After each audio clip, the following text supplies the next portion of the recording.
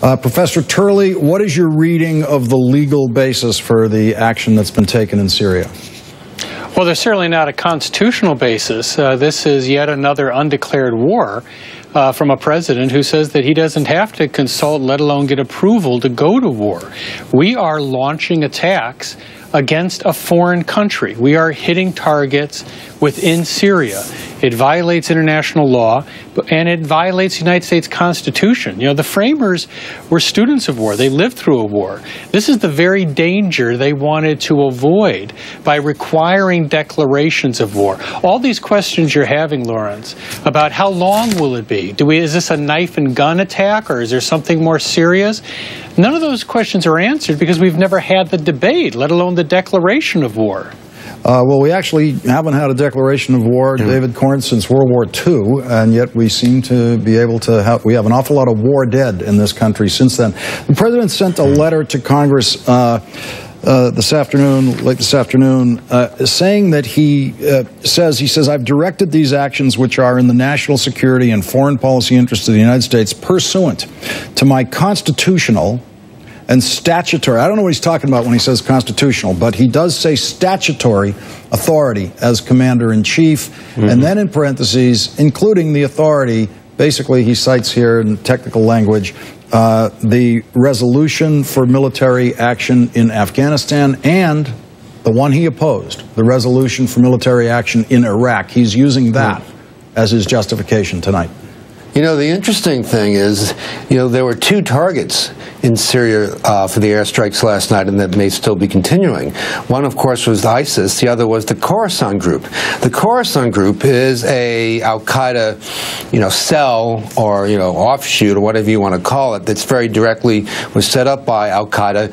And the administration may have a better case there that the authorization that led to the anti-Qaeda operations in Afghanistan and elsewhere after 9/11 might indeed cover this. Now, the administration makes the case that it also covers ISIS, because ISIS is an offshoot of al-Qaeda, even though al-Qaeda has distanced itself from al-Qaeda. But I really think, I agree with Jonathan Turley to an extent that at this stage, this many years out from those initial authorizations, there really needs to be a true debate in Congress. Now, of course, one problem is Congress doesn't want that debate. Now, some members do, but the leadership of Congress doesn't, because they don't want to accept responsibility for a complicated, nuanced war that might not work. They'd rather stand on the sideline, ready to pounce on the president if it doesn't go well, and also then try to share in the glory if it does. So there's an abdication of power on Congress's side, and Obama is, being perhaps too clever in trying to find these constitutional authorities to proceed the way he wants to. The other thing is, if it was just the Khorasan group, and they were indeed involved in plotting for something that was an imminent threat to the United States, he might not even need any authority to go up against that if indeed it was preventative. But then, of course, we, the public, don't see the intelligence and have a hard time evaluating those sort of claims. Jonathan, David's absolutely right in terms of the Congress's just throwing away their authority to declare war and handing it over to the executive because they just find it to be too difficult politically a vote. And then we've had a series of chief executives in the White House who appreciate that Congress has surrendered that to them and that they are allowed to use military action without any real checks by Congress. This is a mutual defiance of the Constitution that we see here between the presidency and the Congress. No, unfortunately, I think you're right. I think David's right. This has been the reality of the constitutional history of the United States. Congress has been a rather unfaithful partner in the constitutional structure that we have. Having said that, I put a lot of blame on the courts. The courts have removed themselves from this by the so-called standing doctrine. They prevent people from challenging wars like this by saying you have no right to be heard in this court. And the result is that the 2 other branches can blatantly violate the Constitution, and we end up in this type of perpetual war. I just gave a speech at a university out west, and I realized that for most of the students in that audience, they've lived their entire life in wartime. I mean, they don't know peacetime. We've come into this strange parallel universe where we live in perpetual war. We have this uber presidency of dominant president, precisely what the framers told us not to do, and the result is predictable. Wars are always popular to start, and politicians know that, so they all get on the bandwagon as long as they don't have to put their name on the paper. And I just want to get to the language of both of these resolutions, just so the audience is clear about this. The one that the president is pointing to on the Iraq resolution is it says in its own language to authorize to use the United States Armed Forces against Iraq. That's the wording of that particular resolution, and the other one, the one that we're trying to stretch out the justification for 13 years now against Al-Qaeda, it says this is an authorization to use of force against the nations or persons who did the following: planned, authorized, committed, or aided the terrorist attacks that occurred on September 11th, 2001. And so, according to this justification by the White House tonight, some of that bombing last night was in direct retaliation to what happened on September 11th. It's certainly a liberal interpretation at best of this. Now, I think you probably can stretch it to cover the Khorasan group, because Al Qaeda has not been fully defeated, even though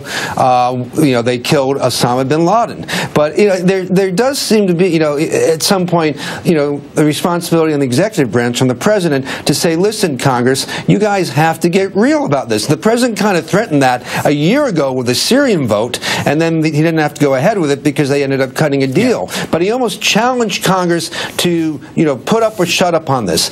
With ISIS in the current fight, and particularly the strikes against the Khorasan group, the president obviously feels that he needs to proceed. I think, unlike the Bush administration, he is not a happy warrior here. He's not eager to go to war, although he obviously thinks this is the best thing to do.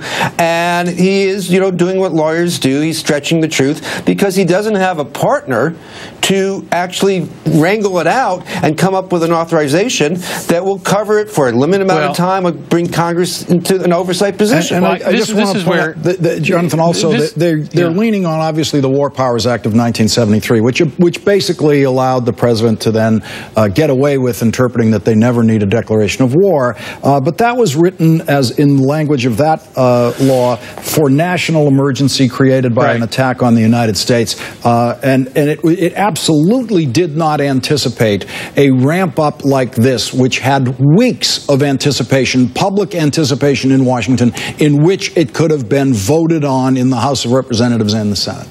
No, that's absolutely right. Now, first of all, the Iraq resolution is perfectly bizarre. It's like using a warrant to go into a house for a guy that you killed 10 years ago. It makes no sense at all. Using the other resolution involving Al-Qaeda makes even less sense, because you're actually hitting Al-Qaeda's most lethal enemy. So you're fighting Al-Qaeda by fighting the one group that Al-Qaeda seems most afraid of. It's a curious way of defeating Al-Qaeda. But putting that aside, it makes a mockery out of legal analysis. This is not a parlor game for Philadelphia lawyers.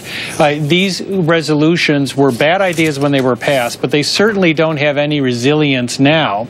And you're absolutely correct about war powers generally. This was an easy issue to present to Congress. You had plenty of time to do it. They didn't. And I don't want to draw a distinction between Obama and Nixon.